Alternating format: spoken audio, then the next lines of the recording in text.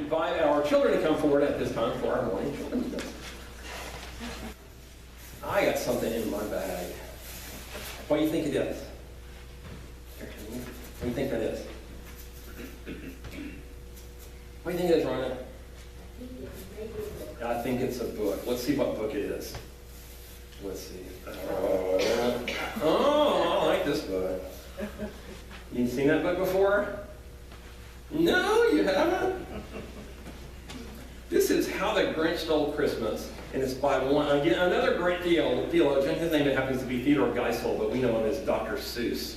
And he wrote this wonderful, wonderful book. It was made into a really good cartoon, and we're going to read it. You know, read the book. We don't have to stay if we don't have to. It's okay. We can escape. That's all right. You read the book? No, we don't want to read the book. I'll read it to all the big kids. We'll read it to the big kids. Read it to the big kids. It was made into a great cartoon and a mediocre movie with Jim Carrey in it. And the reason I say that is because I think they missed the whole meaning of what was in the book here. So I'm going to read to all the big kids now. I'm going to read How the Grinch Stole Christmas. And I think if I can do this right, it'll be up here on the wall behind me. So, are we all set? Let's do one more. No, I'm sorry, that's it. I'm sorry, you're back. Oh, you done messed me up now, Brad. We can't back up. We just learn to go forward, so we're doing it. Every Who down in Whoville liked Christmas a lot. But the Grinch, who lived just north of Whoville, did not. The Grinch hated Christmas the whole Christmas season. Now, please don't ask why. No one quite knows the reason. It could be his head wasn't screwed on just right. It could be, perhaps, that his shoes were too tight. But I think that the most likely reason of all may have been that his heart was 2 sizes too small. But whatever the reason, his heart or his shoes, he sat there on Christmas Eve, hating the Who's, staring down from his cave with a sour, grinchy frown at the warm, lighted windows below in their town.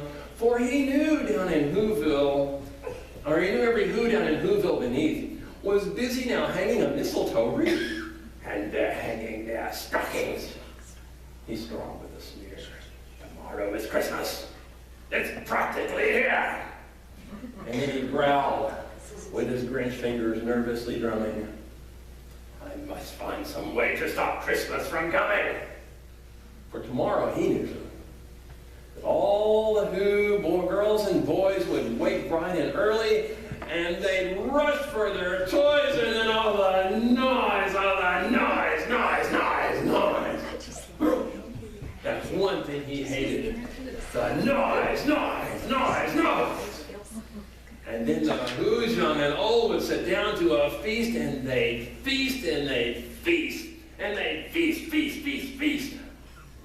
They'd feast on Who pudding and rare Who roast beast, which was something the Grinch couldn't stand in the least. And then they'd do something he liked least of all. Every Who down in Whoville, the tall and the small, would stand close together with Christmas bells ringing. They'd stand hand in hand, and the Who's would start singing. And they'd sing, and they'd sing, and they'd sing. And the more the Grinch thought of this Who Christmas sing, the more the Grinch thought, I must stop this whole thing. Why, for 53 years I've put up with it now. I must stop this Christmas from coming. But how? And then he got an idea. The Grinch got an awful idea. The Grinch got a wonderful, awful idea. I know just what to do. The Grinch laughed in his throat, and he made a quick Santa Claus hat and a coat. And he chuckled and clucked. What a great Grinchy trick. With this coat and this hat, I look just like St. Nick. All I need is a reindeer. And the Grinch looked around. But since reindeer are scarce, there was none to be found. Did that stop the old Grinch? No, the Grinch simply said, if I can't find a reindeer, I'll make one instead. So he called his dog Max, and he took some red thread, and he tied a big horn on the top of his head. Then he loaded some bags and some old empty sacks on a ramshackle sleigh, And then he hitched up old Max. Then the Grinch said, "Get out!" And the sleigh started down toward the homes where the Who's lay a snooze in their town. All their windows were dark. Quiet snow filled the air. All the Who's were dreaming sweet dreams without care. When he came to the first little house on the square.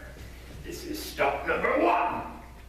yelled Grinchy Claus hissed, and he climbed to the roof, empty bags in his fist. Then he slid down the chimney, a rather tight pinch. But if Santa could do it, well, so could the Grinch. He got stuck only once for a moment or two, and then he stuck his head out of the fireplace flue, where the little Who stockings all hung in a row. "These stockings," he said, "are the first things to go." Then he slithered and slunk, with a smile most unpleasant, around the whole room, and he took every present: pop guns, bicycles, roller skates, drums, checkerboards, tricycles, popcorn, and plums. And then he stuffed them in bags, and the Grinch very nimbly stuffed all the bags one by one up the chimney. Then he slunk to the icebox. He took the Who's feast. He took the Who pudding. He took the roast beast. He cleaned out that icebox quick as a flash. Why, that Grinch even took the last can of Who hash. Then he stuffed all the food up the chimney with glee. "And now," grinned the Grinch, "I will stuff up the tree." And the Grinch grabbed the tree and he started to shove when he heard a small sound like the coo of a dove. He turned around fast and he saw a small Who, little Cindy Lou Who, who was no more than 2. This Grinch had been caught by this tiny Who daughter who got out of bed for a cup of cold water. And she stared at the Grinch and said, "Santa Claus, why are you taking our Christmas tree? Why?" But you know that old Grinch was so smart and so slick, why, he thought up the line, he thought it up quick. "Why, my sweet little tot," the fake Santa Claus lied, "there's a light on this tree, there won't light on one side, so I'm taking it home to my workshop, my dear. I'll fix it up there, and I'll bring it back here." And his fib fooled the child. And then he patted her head. And he got her a drink and he sent her to bed. And when Cindy Lou Who went to bed with her cup, he went to the chimney and he stuffed the tree up. The last thing he took was the log for their fire, and then he went up the chimney himself, that old liar. And on their walls he left nothing but hooks and some wire. And the one speck of food that he left in the house was a crumb that was even too small for a mouse. And then he did the same thing to the other Who's houses, leaving crumbs much too small for the other Who's mouses. It was a quarter past dawn, all the Who's still abed, all the Who's still a-snooze, when he packed up his sled. He packed up the presents, the ribbons, the wrappings, the tags, and the tinsel, the trimmings, the trappings. 3,000 feet up the side of Mount Crumpet, he rode with his load to the tip-top to dump it. Pooh-pooh to the Who's. He was Grinchishly humming. "They're finding out now they know Christmas is coming. They're just waking up. I know just what they'll do. Their mouths will hang open a minute or two, and then the Who's down in Whoville will all cry, boo." "That's a noise," grinned the Grinch, "that I simply must hear." So he paused, and the Grinch put his hand to his ear. And he did hear a sound rising over the snow. It started in low, and then it started to grow. But this sound wasn't sad. Why, this sound sounded merry. It couldn't be so, but it was merry. Very. And he stared down at Whoville. The Grinch popped his eyes. And then he shook. Woo! What he saw was a shocking surprise. Every Who down in Whoville, the tall and the small, was singing without any presents at all. He hadn't stopped Christmas from coming. It came. Somehow or other, it came just the same. And the Grinch, with his Grinch feet ice cold in the snow, stood puzzling and puzzling. How could it be so? It came without ribbons. It came without tags. It came without packages, boxes, or bags. And he puzzled 3 hours until his puzzler was sore. And then the Grinch thought of something he hadn't before. Maybe Christmas, he thought, doesn't come from a store, but maybe Christmas, perhaps, means a little bit more. And what happened, the sizes that day, and the minute his heart didn't feel quite so tight, he whizzed with his load through the bright morning light, and he brought back the toys and the food for the feast, and he himself, the Grinch, carved the roast beast. The end.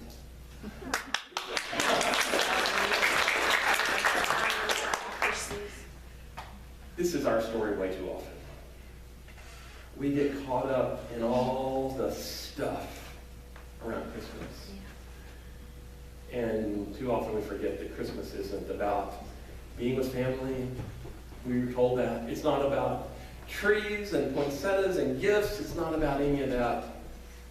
Christmas is about the promise that a small lady brought us 2,000 years ago. A promise of hope for a future. A promise that God will always be with us, even when we can't see Him. So here, all of our children here, let's pray. Okay? Let's put our hands in, let's pray. And I want y'all to repeat it, and y'all repeat it after me like good little children here, okay? Dear Jesus, thank you for Dr. Seuss. Thank you for Dr. Seuss. And thank you that Christmas doesn't come from the store. And thank you that Christmas doesn't come from the store. Amen. Amen. Thank you all my children. Thank you very much.